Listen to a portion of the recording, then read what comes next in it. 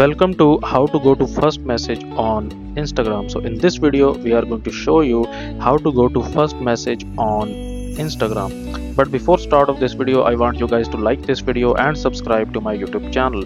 So first of all, what you're gonna have to do, you will open up your Instagram application, then you will go into that specific chat to whom the first message you want to read. So the first method is the same, that you need to scroll down to basically go to the first message method. The second option is that if you know about the first message, that what you had written in the first message, you will tap on the person's name, okay, like this one.